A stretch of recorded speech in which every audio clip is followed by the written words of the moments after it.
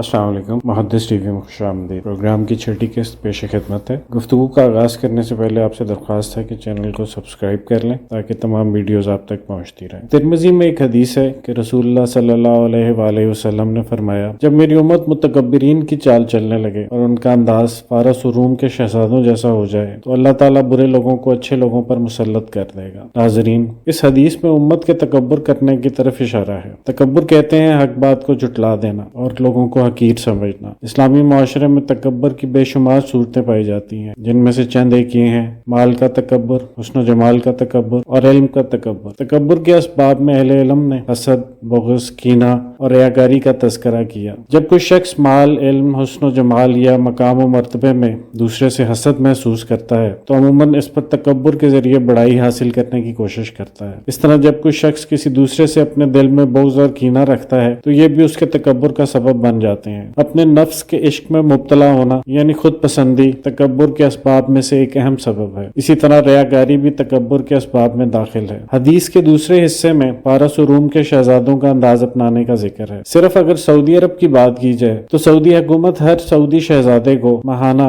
2,70,000 امریکی ڈالر فراہم کرتی ہے، جبکہ بجٹ کا 3% شہزادوں پر خرچ کیا جاتا ہے۔ سعودی عرب میں شہزادوں کی تعداد 15,000 کے لگ بھگ ہے۔ ہر شہزادے کو شادی پر حکومت 1 ملین سے 3 ملین امریکی ڈالرز کا تحفہ دیتی ہے۔ سعودی شہزادوں کو قومی ہوائی کمپنی میں مفت سفر، لامحدود موبائل کے استعمال اور پرتعیش محلات اور سرکاری عہدے اور کاروبار کرنے کی سہولیات بھی حاصل ہیں۔ یہ تو ہیں عرب شہزادے، جبکہ پاکستان میں حکومت میں موجود تمام عناصر شہزادوں کی کیٹیگری میں داخل ہیں، اور جو ٹھاٹ ان کے ہیں یہاں والے بھی اس سے پیچھے نہیں۔ رسول اللہ صلی اللہ علیہ وآلہ وسلم نے فرمایا، اسلام کی کڑیاں ضرور ایک ایک کر کے ٹوٹیں گی، چنانچہ جب ایک کڑی ٹوٹے گی تو لوگ اس کے بعد والی کڑی کو پکڑ لیں گے۔ ان میں سے سب سے پہلی جو کڑی ٹوٹے گی وہ اسلامی نظام عدالت کی کڑی ہوگی، اور سب سے آخر میں ٹوٹنے والی کڑی نماز کی ہوگی۔ یعنی مسلمان سب سے پہلے جس چیز کو چھوڑیں گے وہ اسلامی عدالتی نظام ہوگا۔ ایک مرتبہ قبیلہ بنی مخزوم کی ایک عورت فاطمہ بنت اسود نے چوری کی۔ یہ خاندان چونکہ قریش میں عزت اور وجاہت کا حامل تھا، اس لیے لوگ چاہتے تھے کہ وہ عورت سزا سے بچ جائے اور معاملہ کسی طرح ختم ہو جائے۔ حضرت اسامہ بن زید رضی اللہ عنہ، جو رسول اکرم صلی اللہ علیہ وآلہ وسلم کے منظور نظر تھے، لوگوں نے ان سے کہا کہ آپ اس معاملے میں رسول اللہ صلی اللہ علیہ وآلہ وسلم سے معافی کی سفارش کیجیے۔ انہوں نے رسول اللہ سے معافی کی درخواست کی۔ آپ نے ناراض ہو کر فرمایا، بنی اسرائیل اسی وجہ سے تباہ ہو گئے کہ وہ غربا پر بلا تعامل حد جاری کر دیتے تھے اور عمرہ سے درگزر کرتے تھے۔ قسم ہے رب عظیم کی جس کے قبضہ قدرت میں میری جان ہے، اگر فاطمہ بنت محمد بھی چوری کرتی تو میں اس کا بھی ہاتھ کاٹ ڈالتا۔ عدالتی نظام کسی بھی ریاست کا ایک اہم ستون ہوتا ہے، کیونکہ انصاف ہی سے کسی ملک یا معاشرے میں ایک متوازن اور شفاف ماحول پیدا کیا جا سکتا ہے۔ اگر بلا تفریق انصاف کی فراہمی کو یقینی بنایا جائے تو ملک میں موجود بہت سارے مسائل خود بخود ختم ہو جاتے ہیں۔ اسلام کی یہ کڑی بہت صدیاں پہلے ٹوٹ چکی ہے، بلکہ آخری کڑی یعنی نماز والی بھی ٹوٹ چکی ہے، اور اب جمعہ ادا کرنا کافی سمجھا جاتا ہے، اور کئی لوگوں کو تو اس کی توفیق بھی نہیں ہوتی۔ اور بے نمازی کے بارے میں قرآن و حدیث میں بہت سخت وعید ہے۔ فتح الباری میں ایک روایت درج ہے، حضرت عمر بن خطاب نے خطبہ دیا اور یہ بیان فرمایا، اس امت میں کچھ ایسے لوگ ہوں گے جو رجم یعنی سنگسار کا انکار کریں گے، عذاب قبر کا انکار کریں گے اور دجال کا انکار کریں گے، اور ان لوگوں یعنی گنہگار مسلمانوں کے جہنم سے نکالے جانے کا انکار کریں گے۔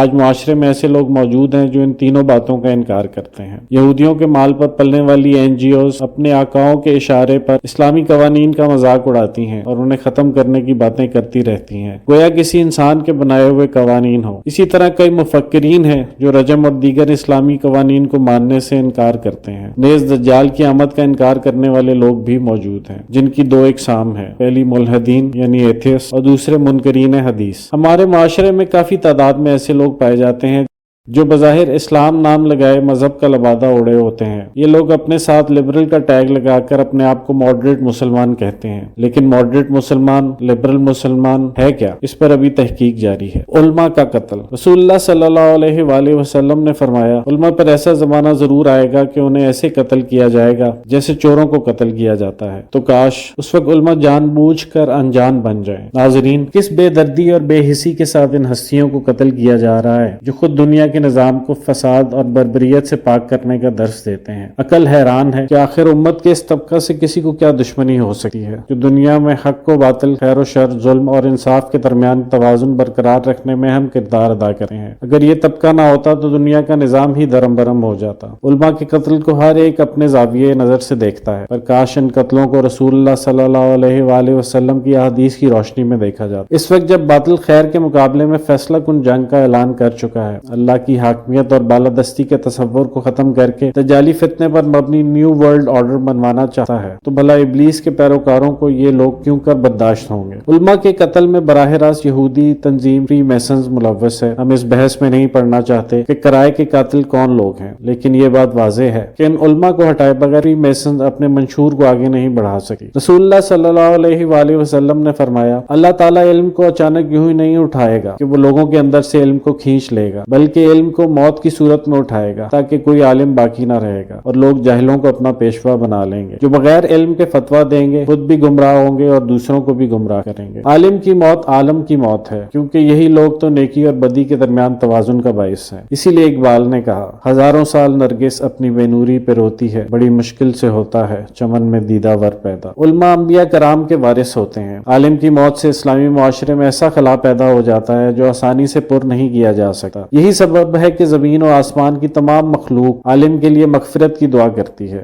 رسول اللہ صلی اللہ علیہ وآلہ وسلم نے فرمایا، بے شک لوگوں کو خیر کی تعلیم دینے والے پر اللہ رحمت فرماتا ہے، اور اس کے فرشتے اور آسمانوں اور زمینوں والی ساری مخلوق، حتیٰ کہ اپنے بلوں میں چونٹیاں اور دریا میں تیرتی ہوئی مچھلیاں بھی عالم کے لیے نزول رحمت کی دعا کرتی ہیں۔ یعنی پختہ عالم جو دین کی پوری سمجھ بھی رکھتے ہیں۔ ایسے پختہ دماغ علماء ختم ہوتے جا رہے ہیں اور سطحی قسم کے لوگ باقی رہ جائیں گے۔ وقت کا تیزی سے گزرنا۔ رسول اللہ صلی اللہ علیہ وآلہ وسلم نے فرمایا، قیامت اس وقت تک قائم نہیں ہوگی جب تک زمانہ آپس میں بہت قریب نہ ہو جائے، چنانچہ سال مہینے کے برابر، مہینہ ہفتے کے برابر، اور ہفتہ دن کے برابر، اور دن گھنٹے کے برابر، اور گھنٹہ کھجور کی پتی یا شاخ کے جلنے کی مدت کے برابر ہو جائے گا۔ آج وقت میں برکت کا ختم ہو جانا تو ہر ایک سمجھ سکتا ہے کہ کس طرح سے سال مہینے گزر جاتے ہیں اور پتہ ہی نہیں چلتا۔ غافل انسان یہ کہہ سکتا ہے کہ وقت میں برکت کے کیا معنی، دن پہلے بھی 24 گھنٹے کا تھا اور آج بھی، ہفتہ میں اب بھی 7 دن ہوتے ہیں، لیکن اہل علم اس بات کو اچھی طرح سمجھ سکتے ہیں۔ قرب قیامت سے قبل زمانہ بھی قریب ہو جائے گا، جس کا اثر یہ ہوگا کہ لوگوں کو عموماً وقت گزرنے کا احساس بھی نہ ہوگا کہ سال مہینے کی طرح، مہینے ہفتے کی طرح، ہفتہ دن کی طرح اور دن گھنٹے کی طرح گزر جائے گا۔ آج ایسا ہی ہے اور ہر کوئی یہی کہتا ہے کہ کب سال ختم ہو گیا، کب مہینہ گزر گیا اور کیسے ہفتہ گزر گیا، کچھ پتہ ہی نہیں چلا۔ چاند میں اختلاف۔ رسول اللہ صلی اللہ علیہ وآلہ وسلم نے فرمایا، قیامت کی قریبی نشانیوں میں سے ایک یہ بھی ہے کہ پہلی تاریخ کے چاند کو کہا جائے گا کہ یہ دوسری تاریخ کا چاند ہے۔ ناظرین، چاند کی تاریخ میں اختلاف کا مسئلہ آج ہم سب جانتے ہیں۔ اس حدیث میں علماء کو بہت غور کرنا چاہیے اور جو صورتحال اس وقت چاند کی تاریخوں میں اختلاف کے حوالے سے پیدا ہو چکی ہے اس کو ختم کرنا چاہیے۔ رسول اللہ صلی اللہ علیہ وآلہ وسلم نے فرمایا، قیامت اس وقت تک نہیں آئے گی جب تک ہر قوم کے حکمران ان کے منافق نہیں بن جاتے۔ آج دنیا کے حالات خود چیخ چیخ کر اس بات کی گواہی دے رہے ہیں کہ ہر قوم کی حکمرانی اس کے منافقوں کے ہاتھ میں ہے۔ تاریخ گواہ ہے کہ اسلام کو سب سے زیادہ نقصان مسلمان حکمرانوں نے پہنچایا ہے۔ اس کی ایک مثال بیت المقدس کی ہے، جسے بچانے یا آزاد کرانے کے لیے ہر دور میں حکمرانوں نے آواز بلند کی ہے، پھر چاہے بات ترکی کے صدر کی ہو یا عرب حکمرانوں کی۔ ان کی منافقت واضح ہے۔ ایک طرف تو یہ ممالک اپنے آپ کو مسلمانوں کا امام اور خلیفہ تصور کرتے ہیں، اور دوسری طرف آج تک انہوں نے کبھی کسی مسلمان ملک پر